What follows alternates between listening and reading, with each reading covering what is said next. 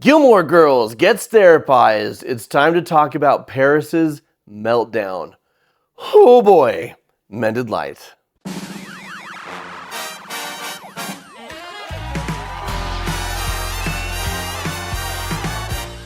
All right, we're taking a look at Season 3, Episode 16, The Big One, where Rory and Paris are pitted against each other for who is going to speak at the bicentennial or centennial Chilton. It's going to be broadcast live on C-SPAN.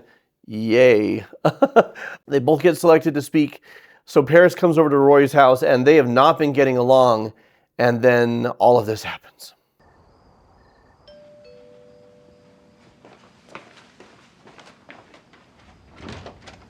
What are you doing here? We have a speech to write. Yes, but we were supposed to do it over the phone. That was the plan. Well, it's a ridiculous plan. We have to put two speeches together. We have to rehearse them. We have to hone our timing. None of that can be done effectively over the phone. But it was your idea. Oh, like you fought me on it? Of course I didn't fight you on it. Well, okay then. Paris could be such a brat. What? Okay then. A conversation did not just come to a close. There was not a decision made back there just now. Look, I'm here. We should just do this and get it over with. Do you want to study here or in your bedroom? Fine, I'll go to a payphone. Do you have payphones in this town, or are you still using a town crier? We'll do it here. Whatever you say. Man! So, I think the first thing to do is to acquaint ourselves with each other's speeches so we can judge. She's even more insufferable than usual. And I like Paris, but she's a bit blunt and even mean. Read. Why did you use this font? Because I was on the crack. Did you check these facts? Yes, I did. And the spelling of these names? Yes, I did. Rory? What, Paris? I slept with Jamie. Last night, after we talked. Was it something I said? I went over there to study, and he lit a fire, and then we did it. What are your thoughts on that? My thoughts? Because I'm not exactly sure how I feel about it myself yet. I've been going over it in my head. I mean, it seemed to go pretty well. The fire was nice, and thank God he didn't try to put on any ridiculous makeout music, and then it just happened. I was actually fairly surprised at the timing of it because I wasn't wearing anything particularly alluring, and in the moments just before the act, Oh, God. we were actually discussing modern-day Marxism in America, which is not what I would have deemed a come-and-get-it sort of conversation, but nevertheless, he came and got it, and I have to figure out what that means to me on a psychological level. So I thought maybe if you and I could have sort of a healthy debate about it, I could come to some sort of reasonable conclusion about how I should be feeling right about now. Okay, so Paris, not great with social cues, not great with how other people interact, but man, Paris, you've been rude to Rory this entire episode. You've been cruel and hurtful and vindictive, and then you show up and then you just say, I had sex with Jamie. What are your thoughts on that? And you assume that Rory, after all the ways you've been treating her, is going to be there for you without you saying, I'm sorry for being awful to you and you didn't deserve that. I'm going through something major right now, and I think it's affecting how I'm feeling about life and how I'm acting. Could we talk about it? Instead, she just like bulldozes right in. And in fairness to Rory, this is still back when Rory was a good-hearted person who did good-hearted things. It's not later seasons of the show yet. In fairness to Rory, it's a safe assumption on Paris's part because Rory has been there for her in the past at the drop of a hat. So, come on, talk. What do you think? Are you pro? Well, Con? Undecided? Paris, just stop talking for 1 second and let me get my mind around this. Sorry. Go ahead. Focus. Could you focus faster? Because I really need some feedback here. Okay, so you are telling me that you and Jamie Had sex. Okay, so were you safe? Yes. It was a regular after-school special. Well, was he nice to you? Yes. He was very nice to me. And the two of you had discussed this? Well, I don't know that we actually discussed it. It was just sort of implied. Implied. Yes, implied. When you're dating a boy and you're together for a given amount of time and you're not Amish, then the eventual occurrence of intercourse is inevitable. I mean... I disagree. Wasn't it with you? What? With Dean? No. No? No, I never did with Dean. Oh. Well, then with Jess, right? No. You're lying. No, I'm not lying. You haven't? No. Why not? I just haven't. It's just not the time. Why is it not the time? I mean, if it's not the time for you, then maybe it's not the time for me either. Paris, you can't judge what's right for you against what's right for me. I mean, we are different, and Jamie and Jess are different. Well, yeah. Maybe... Some might say Lorelai shouldn't have listened in. That's not her business. Might be true, but I'm a parent. I would listen in. I'd want to know. Listen, Rory. these last few weeks, Francie got things all twisted around. You let her get things all twisted around. I know. I just tend to believe the worst in people, you know? Oh, yeah. I know. That's okay. Hello, Mommy Talk. This is good. As good as you're gonna get from Paris right now. Hey, Paris. I didn't know you were coming over tonight. It wasn't planned. Oh, well, I brought pizza if you guys are hungry. I have to take my retainer out first. I'll get the plates. Hey, Hey. I'm taking you shopping tomorrow. Why? Just seems time for new shoes. Okay. Okay. I've got the good kid. Easy, Lorelai. Just wait a season or so, because some stuff's going to go down in that very bedroom that you're not going to feel great about. I disagree with the notion, I've got the good kid, because she's choosing to wait to have sex. That is my personal value. I am somebody who reserves sex for marriage, but I don't believe in judging others for having a different value. Rory isn't good because she's abstaining from sex, and she wouldn't be bad if she chose to not abstain. For me, what makes a good person is kindness and empathy and compassion and honesty and treating others with integrity.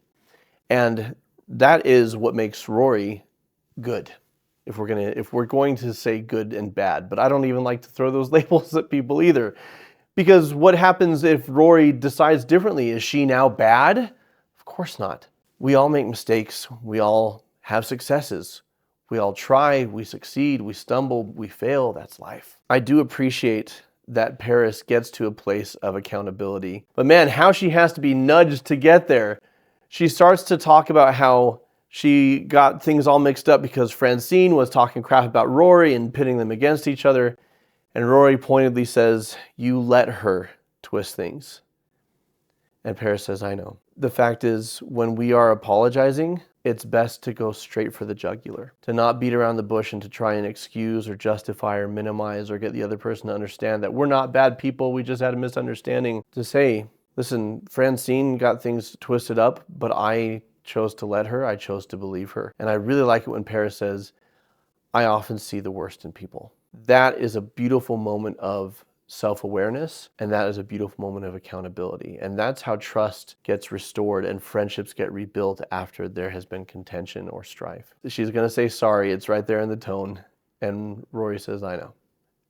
I thought it was a beautifully played scene, but also a beautiful example of how to patch up a friendship, even if it was a little bumpy there at first, as Paris does what Paris does.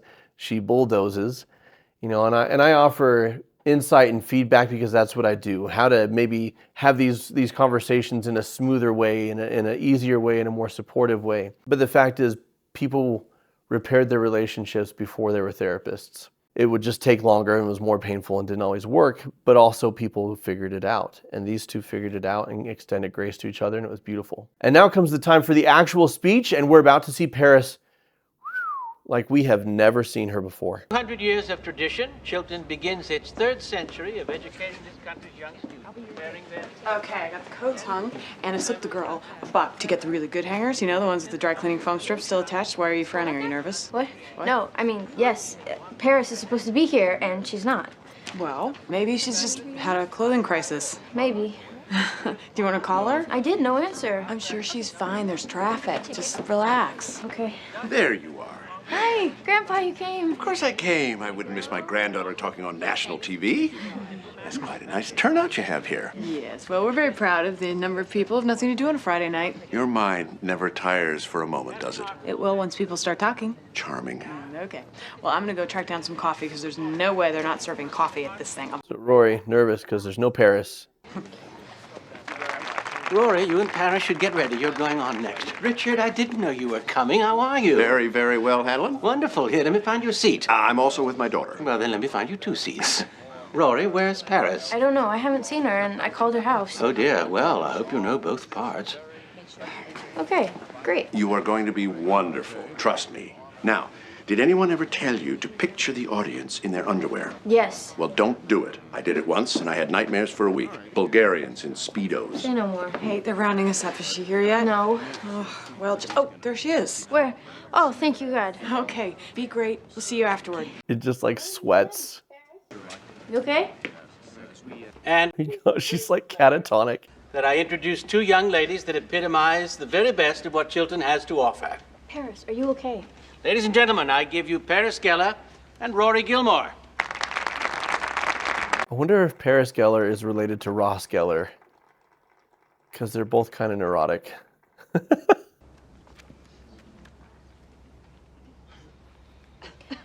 Apply yourself. Get all the education you can, but then do something. Don't just stand there, make it happen. Lee Iacocca.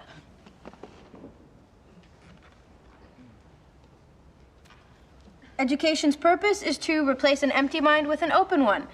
Malcolm Forbes.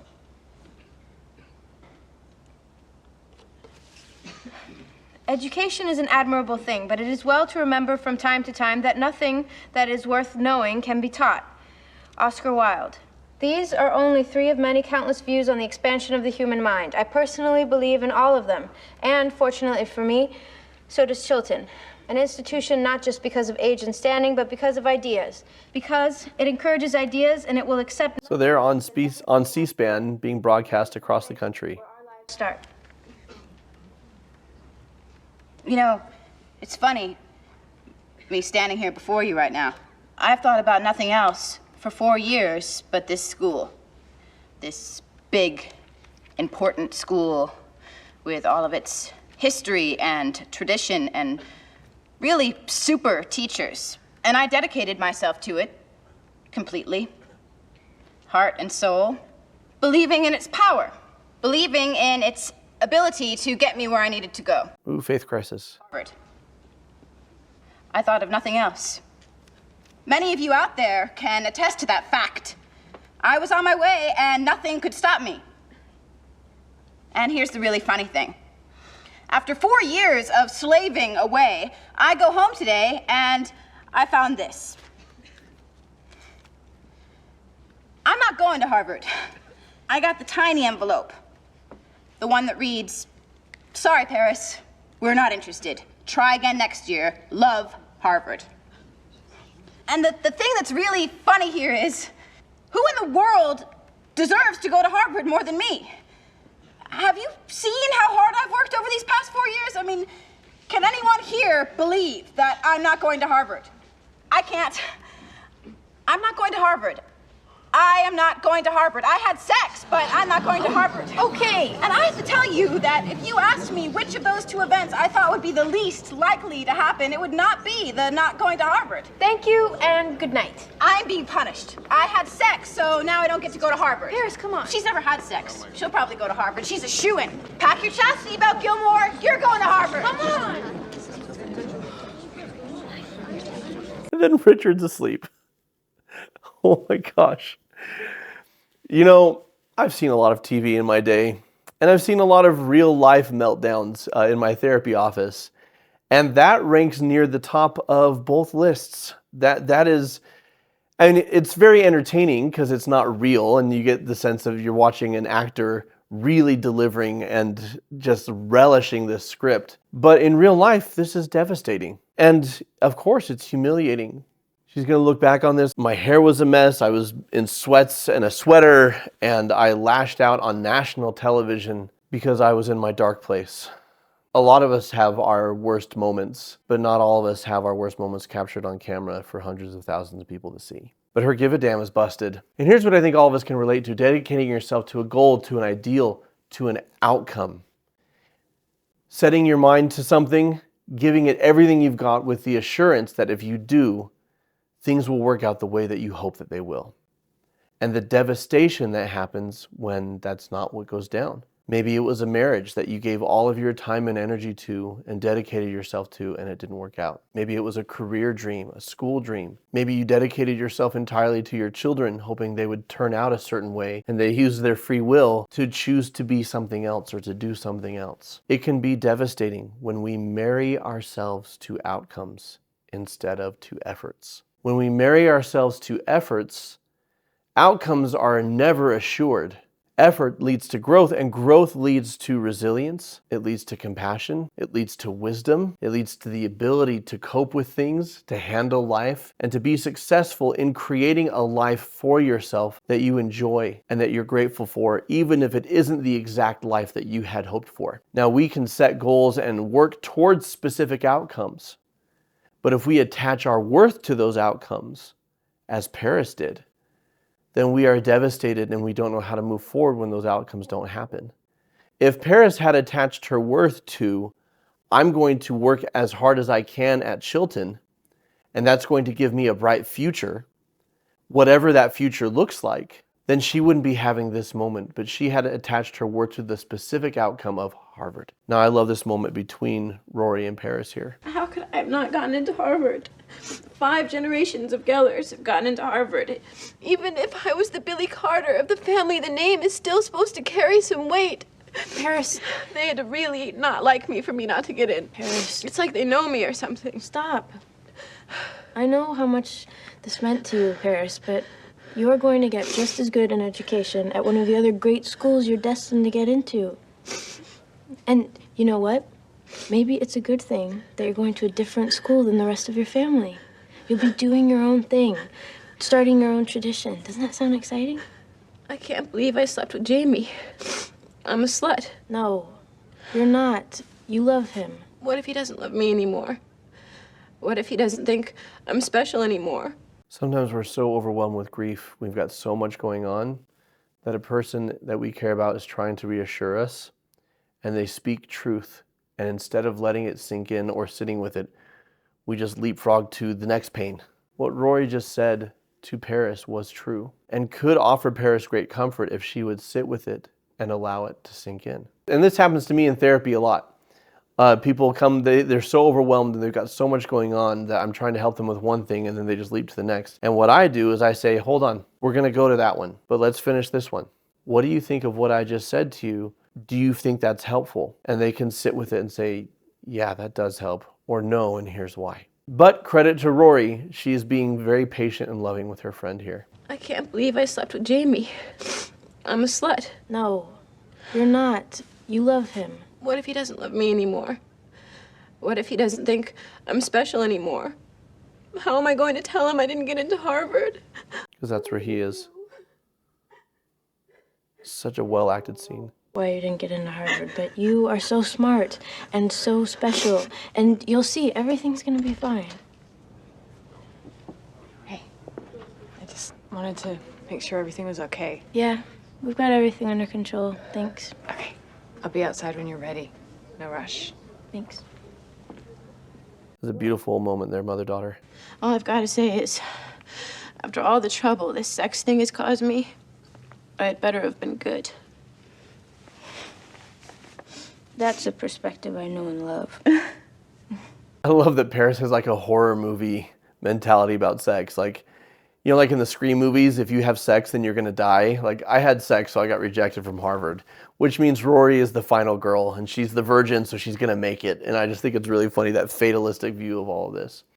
This is one of the most beautiful moments between Rory and Paris on the show, in my opinion. I love seeing Rory empathetic, compassionate, and willing to extend grace to Paris, even though Paris has been cruel and hurtful to her. And I love to see Paris starting to practice the radical acceptance of, this is what happened. It's not the outcome I wanted, but it is my reality. So I'm going to start creating something beautiful within it. What advice would you give Paris, or what advice have you given yourself or others when the outcomes that you hope for don't happen? And what do you think you can do to not tie your sense of self-worth to specific outcomes? Let me know in the comments below. I've got an entire Gilmore Girls Gets Therapized playlist for you to enjoy. The link is in the description. Until next time, folks, keep shining. We need your light.